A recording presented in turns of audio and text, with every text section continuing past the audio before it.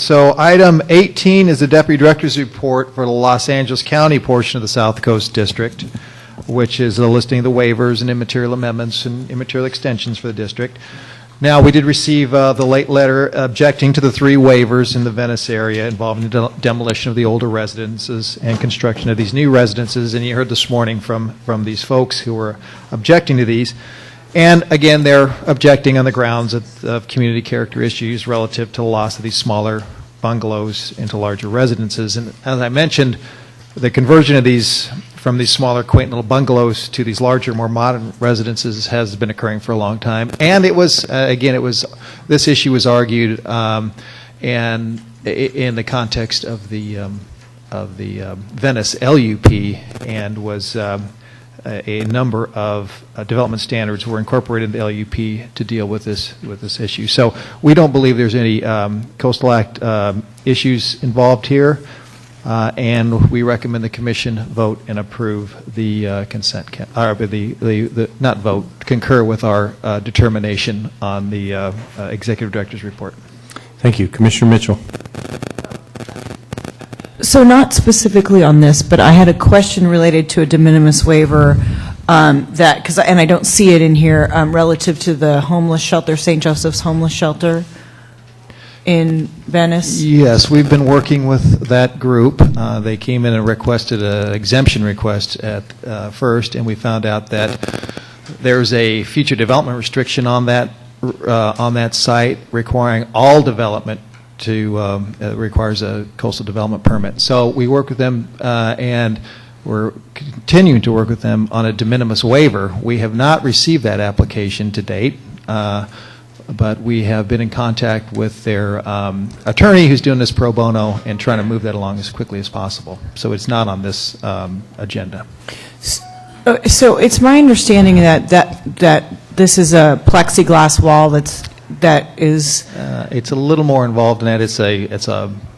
That's part of it, but there's also a big covered patio area on site, and we don't believe it has any significant resource issues. And if not for this future development restriction that we have on the site, we would have issued an exemption. No, and I had a question on that. So because of limited staff resources and wanting to really focus our on the priority issues that are facing the Coastal Commission, there is, in all of these permits that we do and no future development, isn't there a executive director can determine that this is not, does not reach a requirement for an application? Not in this and that it can be waived? Yeah, not in this case. I mean, that is allowed in some, but in this case it was clear all future development had to be reviewed and requires a permit.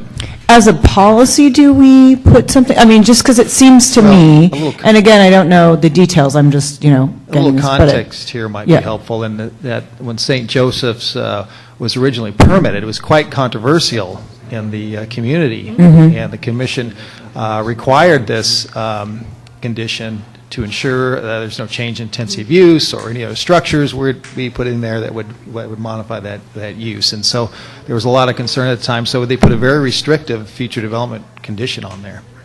The Commission required that. Dr. Lester, would you care to speak to this non-agendized item? Sorry.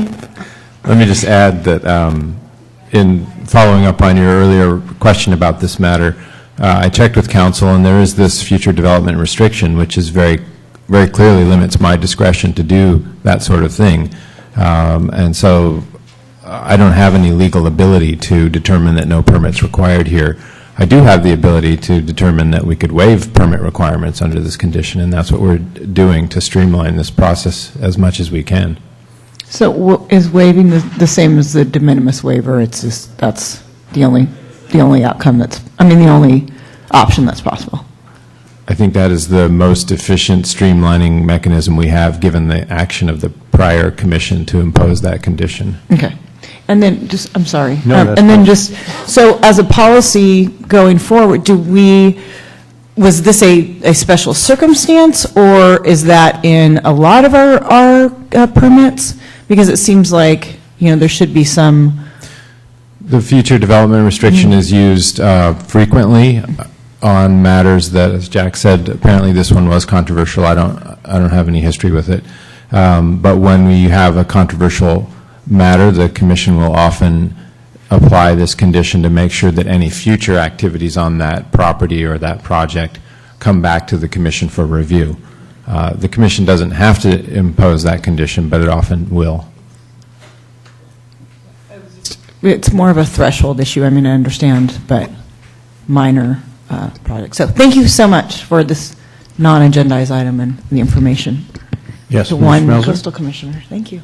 I just wanted to emphasize for the benefit of the public and our newer commissioners, and I know the other commissioners have heard this frequently, but we, of course, the commission, of course, acts on a case-by-case basis on the facts in front of it, and so the conditions that are in the permit for that item are specific to that permit, and it's not, the commission doesn't establish policies whereby all certain types of properties are treated exactly the same regardless of their individual circumstances. So in this particular case, staff looked at the permit requirements in that particular permit.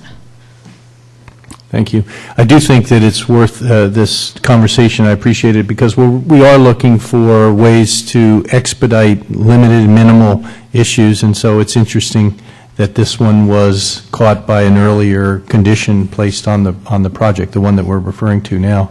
But in general, I think that it's a positive sign when the commission staff can find ways to expedite permits through the de minimis procedure. And in fact, I've talked with Dr. Lester about the opportunities through local coastal programs to kind of expand that authority to some extent.